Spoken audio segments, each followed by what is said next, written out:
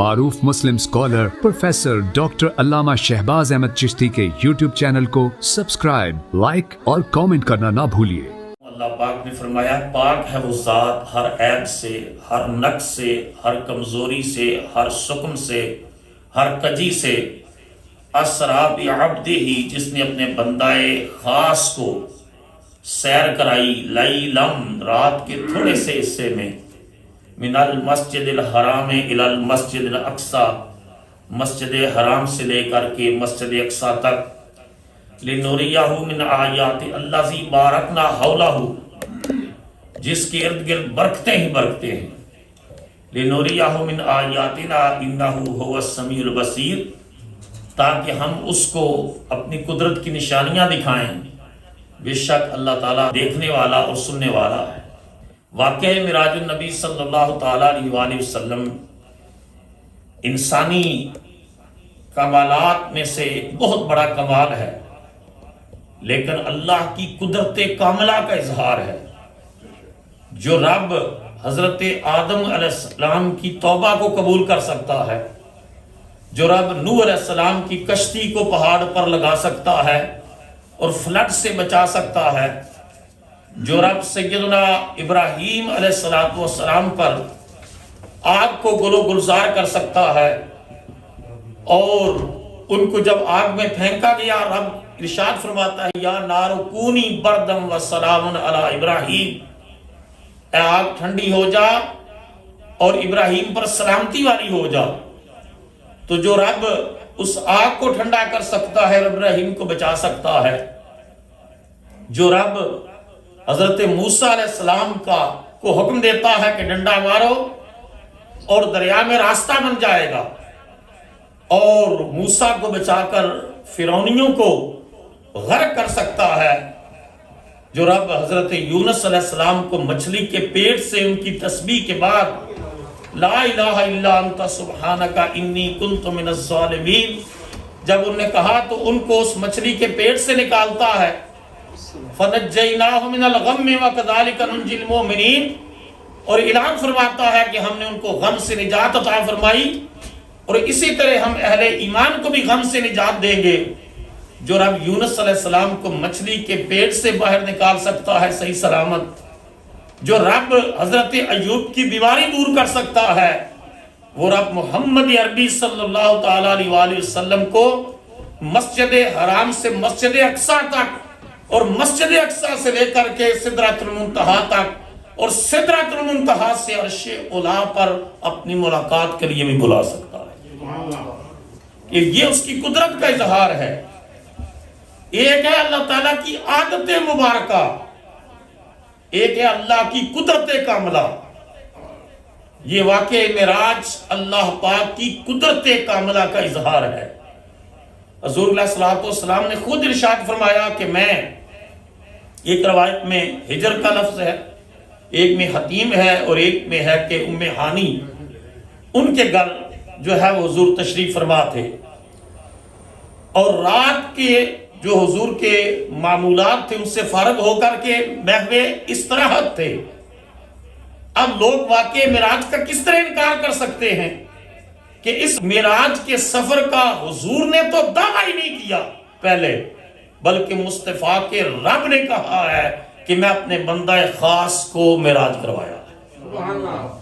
تو جب اللہ خود یہ اعلان کر رہا ہے تو واقعہ معراج کا انکار حضور کے معجزے اور کمالات کا انکار نہیں ہے، یہ خدا کی قدرت کا انکار ہے۔ اور جو لوگ یہ کہتے ہیں کہ یہ خواب میں ہوا، اگر خواب میں ہوا تو کفار مکہ اتنا ہنگامہ کھڑا نہ کرتے، کیونکہ خواب میں کوئی شخص کسی وقت کچھ بھی دیکھ سکتا ہے۔ کفار مکہ نے ہنگامہ کھڑا کیا اس بنیاد پر کہ مصطفیٰ کریم علیہ السلام نے فرمایا میں نے آج رات خدا سے ملاقات کی ہے۔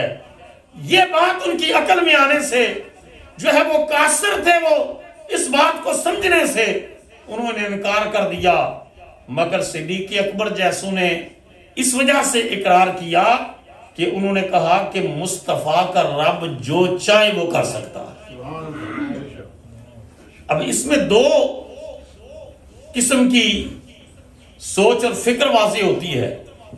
ابو جہل سیدنا صدیق اکبر کے پاس جاتا ہے اور جا کر کہتا ہے کہ اے ابو بکر، آج تمہارے دوست نے عجیب دعویٰ کر دیا ہے۔ پوچھا کیا؟ کہا کہ پہلے تو ان کی باتیں چلو جو کچھ بھی تھیں، آج تو انہوں نے اعلان کر دیا ہے کہ میں راتوں رات آسمانوں پر گیا ہوں، خدا سے ملاقات کی ہے، اور راتوں رات جو ہے اس سے پہلے اقرار کروایا کہ اگر کوئی شخص یہ کہے کہ میں راتوں رات آسمانوں پر گیا ہوں اور رب سے ملاقات کی ہے تو یہ ہو سکتا ہے؟ آپ نے فرمایا یہ تو نہیں ہو سکتا۔ جب اس نے پکا اقرار کروا لیا تو ابو جہل حضرت ابو بکر سے کہنے لگا کہ تمہارے دوست، تمہارے صاحب، تمہارے نبی جن کے تم نبوت پر ایمان رکھتے ہو، انہوں نے دعویٰ کیا ہے کہ آج راتوں رات میں آسمانوں پر گیا ہوں اور خدا سے ملاقات کر کے آیا ہوں۔ تو صدیق اکبر نے کہا مصطفیٰ نے جو کہا ہے سچ فرمایا ہے، سچ فرمایا ہے۔ ابو جہل کہنے لگا ابھی تو تم نے کہا، ابو بکر ابھی آپ نے کہا کہ کوئی کہے تو نہیں ہو سکتا۔ تو حضرت سیدنا صدیق اکبر رضی اللہ تعالیٰ عنہ ارشاد فرمانے لگے کہ ابو جہل تو نادان ہے، وہ کوئی تو نہیں ہے، وہ تو حبیب کبریا ہے، وہ اللہ کے محبوب بندے ہیں۔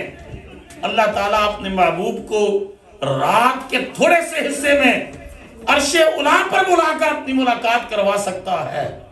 اقبال کہتے تھے خیمہ افلاک کا ایستادہ اسی نام سے ہے۔ ایستادہ کہتے ہیں کھڑا ہونے کو۔ خیمہ افلاک کا یہ جو چرخ نیلی فام ہے، جو آسمان کا خیمہ ہے نا، ہمارے سروں کے اوپر آسمان کا خیمہ، اقبال کہتے ہیں خیمہ افلاک کا ایستادہ اسی نام سے ہے کہ جو افلاک کا خیمہ ہے آسمانوں کا، یہ رسول اللہ کے نام کے صدقے کھڑا ہے۔ اقبال کہتے ہیں خیمہ افلاک کا ایستادہ اسی نام سے ہے، نبض ہستی تپش مادہ اسی نام سے۔ کہا کائنات کی نبض چل رہی ہے تو نام مصطفیٰ کا صدقہ چل رہی ہے۔ اب وہاں سے ابو جہل کو منہ کی کھانی پڑی اور مایوس ہو کر واپس لوٹ گیا۔ سیدنا صدیق اکبر رضی اللہ تعالیٰ عنہ، ان کو صدیق اکبر کا لقب اس وجہ سے ملتا ہے کہ وہ مصطفیٰ کریم کے واقعہ معراج کی تصدیق کر دیتے۔ تو نبی کریم علیہ السلام نے ارشاد فرمایا کہ میں محو استراحت تھا، جبرائیل امین آئے اور انہوں نے آ کر کے حضور علیہ السلام کو آواز دے کر نہیں بلایا، کیونکہ آواز دینے سے ادب اور مینرز نہیں تھے۔ انہوں نے پہلے تو کچھ روایات میں ہے کہ انہوں نے مکان کی چھت سے سوراخ کیا اور سوراخ کر کے اس کمرے میں انٹر ہوئے، کیونکہ دروازہ کھٹکھٹانا یا آواز دینا یہ ادب کے خلاف تھا۔ اب سوال پیدا ہوتا ہے کہ جس جبرائیل کے 600 پر ہیں، 2 پروں کو پھیلائے تو زمین و آسمان کو اپنی لپیٹ میں لے لے، وہ چھوٹے سے سوراخ سے کیسے گزرا؟ اس کا جواب عشق دیتا ہے کہ تیری منزل تک پہنچنا آسان نہ تھا، سرحد عقل سے گزرے تو یہاں تک پہنچے۔ کہ یہاں اپنے آپ کو اتنا سکیڑا، اتنا سمیٹا کہ فرشتوں کا اور نوریوں کا سردار ہو کر، آسمان کے ملائکہ کا سردار ہو کر بھی اپنے آپ کو مٹا کر در مصطفیٰ تک پہنچا ہے تو رسائی ہوئی ہے۔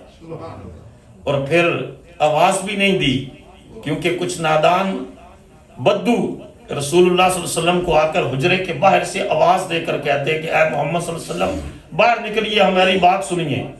اللہ تعالیٰ کو ان بدوؤں کا یہ انداز پسند نہیں آیا تھا اور قرآن مجید میں آیت نازل کر دی ان الذین ینادونک من وراء الحجرات اکثرهم لا یعقلون۔ میرے حبیب جو حجروں کے باہر سے تجھے بلاتے ہیں، آوازیں دیتے ہیں، اکثرهم لا یعقلون، ان میں سے اکثر کے پاس عقل نہیں ہے، وہ بے وقوف ہے۔ مطلب یہ تھا کہ مصطفیٰ کا انتظار اللہ نے آگے فرمایا ان کے لیے بہتر تھا، وہ انتظار کرتے یہاں تک کہ میرا محبوب خود تشریف لے آتا۔ یہ رسول اللہ کا پروٹوکول اللہ تعالیٰ بیان فرما رہا ہے۔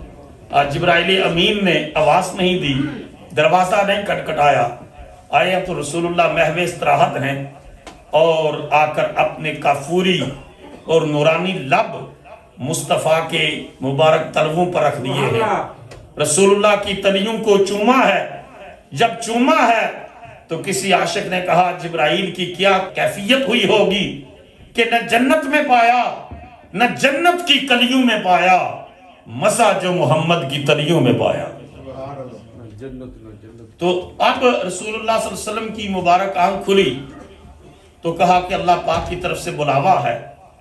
نبی کریم علیہ السلام کا سینہ مبارک چاک کیا گیا. آج ہارٹ سرجری اس دور میں ہوئی ہے. آج سے 1500 سال قبل ہارٹ سرجری کے ڈاکٹر جو ہے اور لوگ شک صدر کا بھی انکار کرتے تھے کہ دل کو نکال کر باہر رکھ دیتے ہیں اور سارا پروسیس. تو رسول کریم علیہ السلام کا جو ہے وہ 4 مرتبہ شک صدر ہوا. ایک اس وقت جب حضرت حلیمہ کی بکریاں چرا رہے تھے بکریاں، اور حضرت حلیمہ کی بیٹی شیمہ دوڑتی ہوئی آئی کہ امی جان میں اور میرے بھائی محمد صلی اللہ علیہ وسلم بکریاں چرا رہے تھے تو کچھ لوگ آئے ہیں اور وہ ان کو اٹھا کر لے کر چلے گئے ہیں. تو حضرت حلیمہ دوڑی کیونکہ امانت تھی ان کے پاس، دوڑی جا کر دیکھا کہیں نظر نہیں آئے، پھر آگے گئی تو پہاڑ کی چوٹی پر محمد تشریف فرما. بچپن میں چائلڈہڈ میں جو بچے جن چیزوں کی طرف ان کا انکلائنیشن ہو جاتا ہے، رجحان ہو جاتا ہے، اس سے بچانے کے لیے اللہ پاک نے اس وقت رسول اللہ صلی اللہ علیہ وسلم کا شک صدر کر کے انوار و تجلیات ربانی سے بھر دیا تھا. پھر نبی کریم علیہ السلام جب جو ہے وہ جوانی کی دہلیز پر پہنچے تو شک صدر ہوا. پھر جب قرآن مجید کو اس امانت کو رسول اللہ صلی اللہ علیہ وسلم کے مبارک دل میں رکھنا تھا، اس وقت شک صدر ہوا. اور اب چوتھی بار رسول اللہ صلی اللہ علیہ وسلم کا شک صدر ہوتا ہے تاکہ خدا کے جلووں کو دیکھنے کے قابل ہو جائیں. اب نبی کریم علیہ السلام نے فرمایا کہ زمزم سے میرے سینہ مبارک کو چاک کر کے دھویا گیا. اس کے بعد براق جو ہے وہ سواری، حضور نے فرمایا کہ گدے سے تھوڑا سا بڑا اور خچر سے چھوٹا.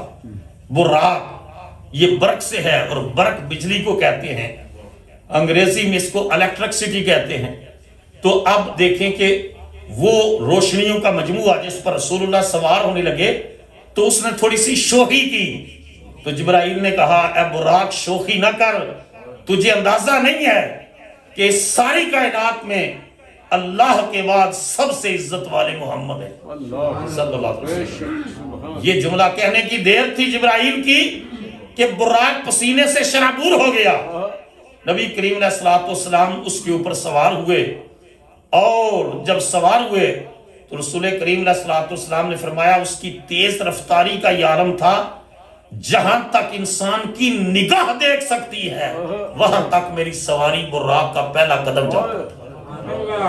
جہاں تک انسان کی نگاہ دیکھ سکتی ہے. آپ دیکھیں کہ زمین پر کھڑے ہو کر آپ آسمان کو دیکھ لیتے ہیں، تو جہاں تک نگاہ دیکھ سکتی ہے میری سواری کا. اور آج جو ہے وہ الیکٹرکسٹی کی رفتار آپ کے سامنے ہے، کتنی رفتار ہے اس کی. اور رسول اللہ صلی اللہ علیہ وسلم کی سواری براق ہے، برق نہیں ہے، براق ہے. اب نبی کریم علیہ السلام نے ارشاد فرمایا کہ راستے میں میرے سامنے 2 پیالے پیش کیے گئے، ایک میں شراب تھا، دوسرے میں دودھ تھا، اور مجھے کہا گیا کہ ان پیالوں میں سے ایک پیالہ لے لیں. تو نبی کریم علیہ السلام نے دودھ والا پیالہ پسند فرمایا. جب دودھ والا پیالہ پسند فرمایا تو جبرائیل امین نے کہا الحمدللہ الذی ہداکا للفطرۃ، ساری تعریفیں اس رب کے لیے ہیں جس نے آپ کو فطرت سلیمہ کے لیے چن لیا. اگر آپ دوسرے پیالے کو پسند کرتے تو آپ کی امت گمراہ ہو جاتی. آپ نے فطرت کو پسند کیا ہے جس میں مطلب یہ تھا کہ مصطفیٰ کی امت ہدایت پر قائم رکھے. اسی وجہ سے کر کے رسول خدا صلی اللہ علیہ وسلم نے فرمایا کہ جنت میں جنتیوں کے 120 صفحے ہوں گی. بولو کتنی؟ 120 صفحے. فرمایا 80 صفحے غلامان مصطفیٰ کی ہوں گی. 80 صفحے غلامان مصطفیٰ کی ہوں گی. یہ میں جب یہ روایت پڑھتا ہوں تو سوچتا ہوں کہ ہمارے عمل تو اس قابل نہیں ہے. تو اللہ مصطفیٰ کی رحمت کا صدقہ ہماری بخشش فرمائے. نور آنکھوں میں اور چہروں پہ اجالے ہوں گے، نور آنکھوں میں اور چہروں پہ اجالے ہوں گے، مصطفیٰ والوں کے انداز نرالے ہوں گے۔ اب نبی پاک علیہ الصلوۃ والسلام نے دودھ کو پسند کیا۔ حضور علیہ الصلوۃ والسلام نے ارشاد فرمایا کہ ایک مقام آیا، جبرائیل نے کہا یہاں اتریے اور نفل پڑھیے۔ تو میں نے پوچھا کہ یہ کون سی جگہ ہے؟ کہا یہ وہ شہر ہے جہاں آپ ہجرت کر کے تشریف لائیں گے، یعنی مدینہ طیبہ جو اس وقت یثرب تھا، وہاں کہا اتریے اور 2 نفل پڑھیے۔ رسول کریم علیہ الصلوۃ والسلام نے وہاں نفل ادا کیے، اور جہاں حضور نے ہجرت کے بعد جو ہے وہ ہجرت کر کے یہاں تشریف لانا تھا، اب اس کے بعد ایک مقام آیا، جبرائیل نے کہا یہاں اتریے اور 2 نفل پڑھیے۔ پوچھا کون سی جگہ ہے؟ کہا بیت اللحم، حضرت عیسیٰ کی ولادت کی جگہ ہے۔ پتا چلا کہ جہاں نبی اور رسول کی ولادت ہوتی ہے وہ جگہ برکتوں والی ہوتی ہے۔ اب نبی کریم علیہ الصلوۃ والسلام نے فرمایا کہ جب میری سواری جا رہی تھی، لما اسری بی مررت بموسیٰ وہو قائم یصلی فی قبرہ، کہ جب میری سواری حضرت موسیٰ کی قبر کے پاس سے گزری، وہ کھڑے ہو کر صلاۃ پڑھ رہے تھے۔ اونچا بولو سارے، کھڑے ہوا قائم یصلی فی قبرہ۔ اب صلاۃ کے 56 معنی ہیں، 56 معنی ہیں۔ صلاۃ کا معنی نماز بھی ہے کہ صلاۃ الفجر، فجر کی نماز۔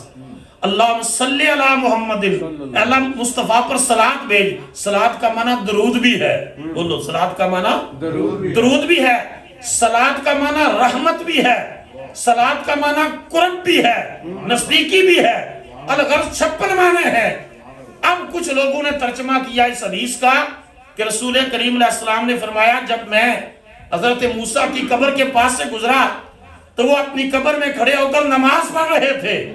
ارے نماز کا معنی جو ہے وہ سینس نہیں کرتا اس مقام پر کہ جب حضرت موسیٰ کو پتا ہے کہ نبیوں کے تاجدار آ رہے ہیں، تو وہ نماز فرض تو تھی نہیں قبر میں، کیا وہ نفل نماز پڑھ رہے تھے کہ پتا چلے رسول اللہ آ رہے ہیں، نبیوں کے سردار آ رہے ہیں، اور انہوں نے فوراً نفلوں کی نیت باندھ لی ہو؟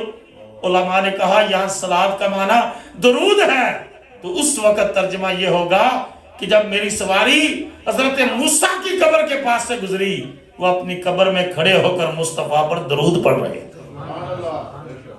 یہ جو ہم نماز کے بعد، نماز جمعہ کے بعد خاص کر کے کہتے ہیں مصطفیٰ جان رحمت پہ، بولو سارے مصطفیٰ جان رحمت پہ، مصطفیٰ جان رحمت پہ لاکھوں سلام۔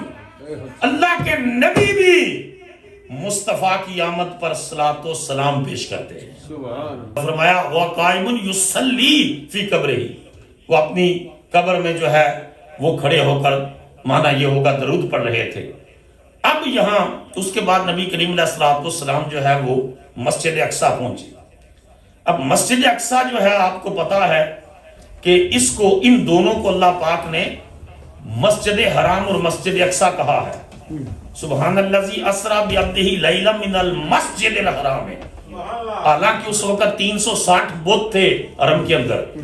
جب رسول اللہ نے سفر کیا اس وقت حرم کے اندر بت تھے، اور مسجد اقصیٰ عیسائیوں کے قبضے میں تھی، صلیب والوں کا کنٹرول تھا۔ مسجد حرام مشرکوں کے قبضے میں ہے، مکہ کے مشرکوں کا قبضہ ہے، اور مسجد اقصیٰ پر عیسائیوں کا قبضہ ہے۔ مسجد حرام 8 ہجری کو فتح ہوتی ہے، مکہ فتح ہوا اور کعبے کو بتوں سے پاک کیا گیا اور اس کو حقیقی مسجد بنایا گیا، اور مسجد اقصیٰ 15 ہجری کو فاروق اعظم کے دور میں فتح ہوئی، حضرت فاروق اعظم نے فتح کیا ہے۔ لیکن اللہ نے دونوں کو مسجد، من المسجد الحرام الی المسجد الاقصیٰ، لفظ مسجد کا اللہ نے حرام کے، مسجد حرام کے ساتھ بھی ذکر کیا اور مسجد اقصیٰ کے ساتھ بھی۔ یہ آیت بتا رہی تھی کہ وقت آنے والا ہے، مسجد حرام بھی توحید کے نام پر، اللہ کے نام پر قائم ہوگی اور خدا کو سجدے کیے جائیں گے، اور مسجد اقصیٰ میں بھی خدا کو سجدے کیے جائیں گے۔ اب نبی کریم علیہ الصلوۃ والسلام وہاں پہنچے ہیں، اور یہ صاحب بھی سن لیں، حضور نے فرمایا کہ ثواب کی نیت سے ان 3 مسجدوں کی طرف سفر کرنا، مسجد حرام کی طرف، مسجد اقصیٰ کی طرف اور مسجد نبوی کی طرف، یہ فرمایا جائز ہے کہ صرف مسجد کو دیکھنا بھی باعث اجر و ثواب ہے۔ اور نبی کریم علیہ السلام جو ہے اب مسجد اقصیٰ پہنچے، اب سارے انبیاء اور رسول وہاں موجود ہیں۔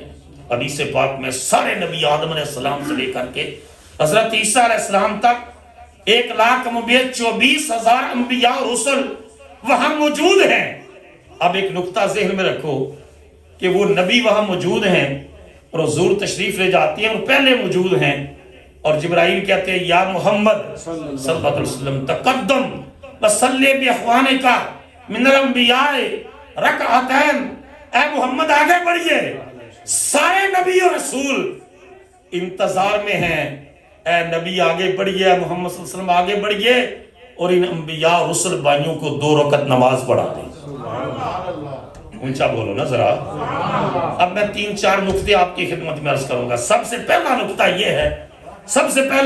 یہ ہے کہ یہ نبی تو دنیا سے چلے گئے اور جانے کے بعد نماز کوئی فرض نہیں ہے۔ بولو فرض، بولو سارے فرض۔ کسی ولی کو کسی نے دیکھا نا خواب میں نماز پڑھ رہے ہیں تو بندہ سادہ سی، انہیں آکھا جناب مرن تو بعد بھی نماز تو جان چھٹی نہیں ہے۔ انہوں نے فرمایا کہ پہلا فرض سمجھ کے پڑھ دے ہیں، ان نشہ لگ گئے ہیں، ان لذت سمجھ کے پڑھنے ہیں۔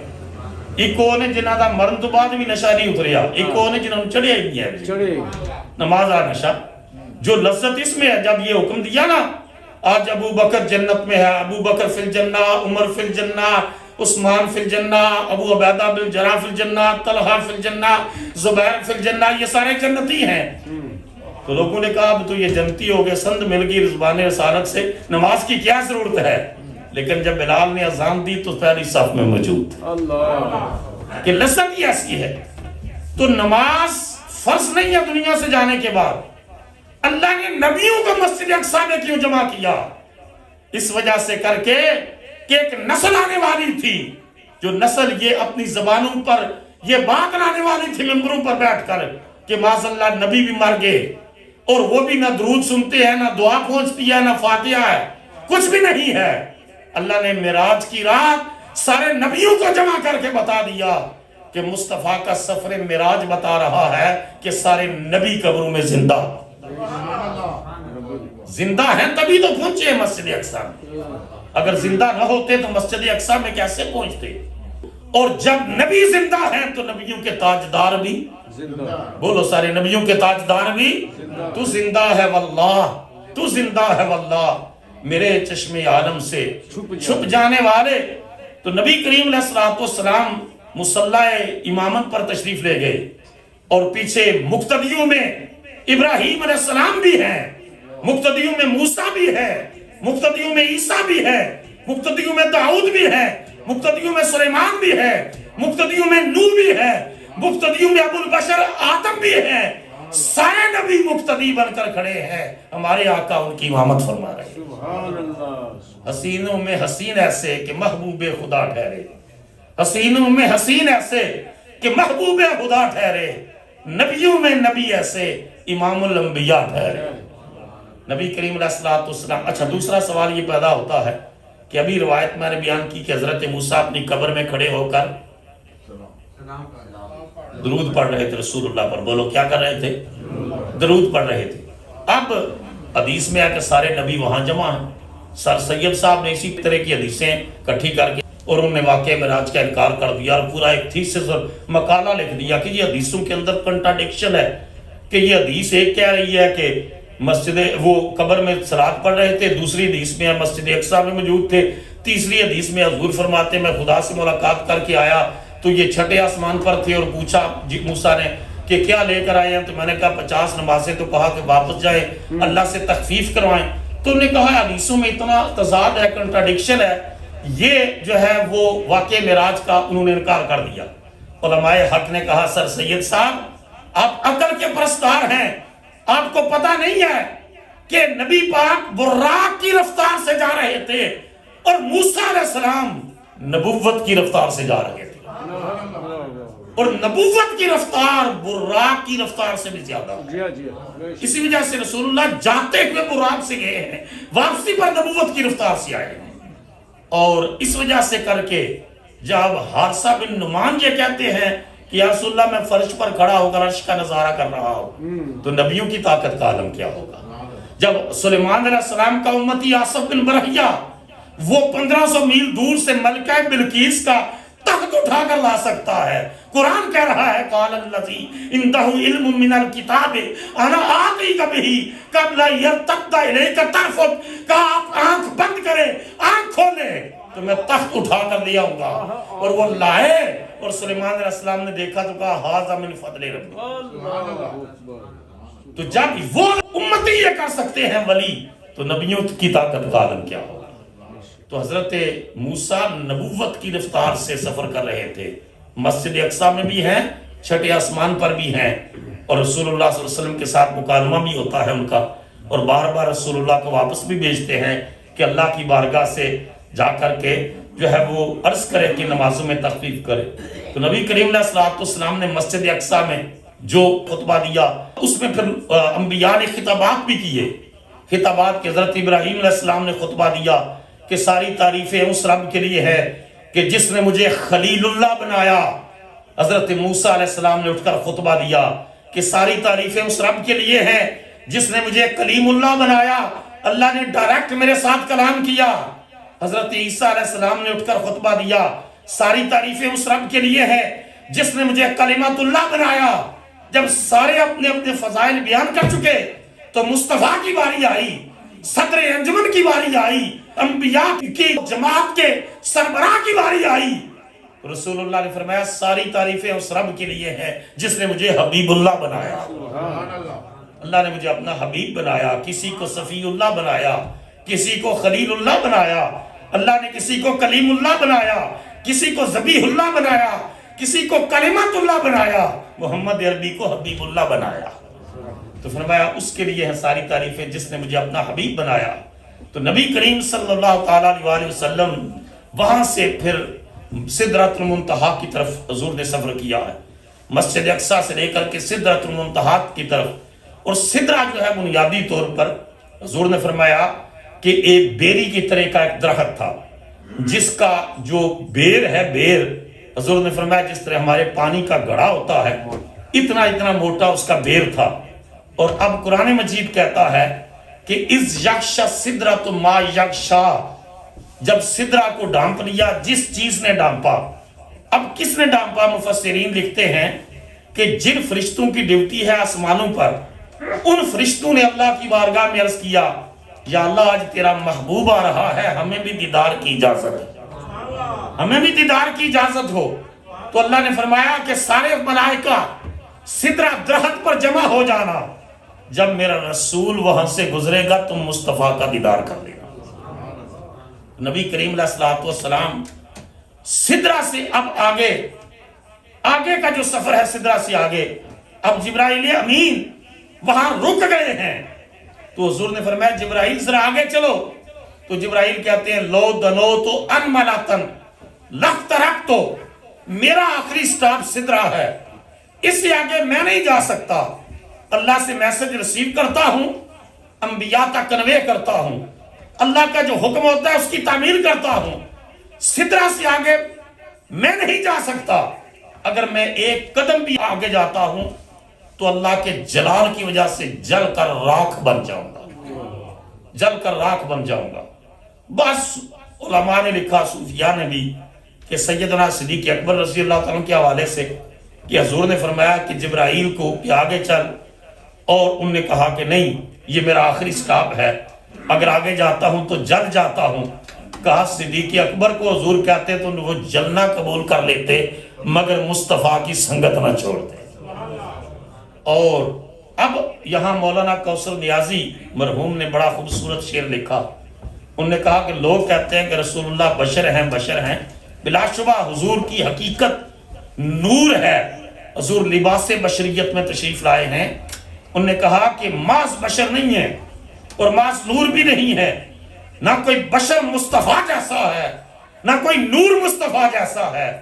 انہوں نے کہا جب حضور نے اس نوریوں کے سردار فرشتوں کے سردار کو کہا آگے چل، اور وہ کہتا ہے میں آگے نہیں جا سکتا، تو مولانا کوثر نیازی نے لکھا ان کی عظمت کی جھلک دیکھ کے معراج کی شب، ان کی عظمت کی جھلک دیکھ کے معراج کی شب کب سے جبریل کی خواہش ہے کہ بشر ہو جائے۔ انہوں نے کہا جبرائیل بھی سوچتا ہوگا میں فرشتوں کا سردار ہو کر آگے نہیں جا سکتا، محمد کیسے بشر ہیں کہ سدرہ کی سرحد سے آگے خدا کی آغوش قربت میں پہنچے۔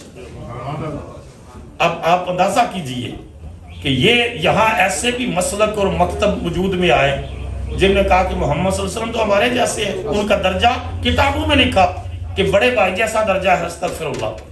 اور مصطفیٰ کی شان یہ ہے کہ فرشتے سدرہ درخت پر مصطفیٰ کے دیدار کا انتظار کرتے ہیں، اور جبرائیل سدرہ سے آگے جا نہیں سکتے کہ آگے اللہ کے جلال کی وجہ سے کر کے آگے جا نہیں سکتے، مگر مصطفیٰ ہیں سنے جوڑے عرشاں تے چڑھ جانے والا، سنے جوڑے عرشاں تے چڑھ جانے والا۔ سیدنا کریم صلی اللہ علیہ وسلم، سیدنا کریم صلی اللہ علیہ وسلم، سیدنا کریم صلی اللہ علیہ وسلم۔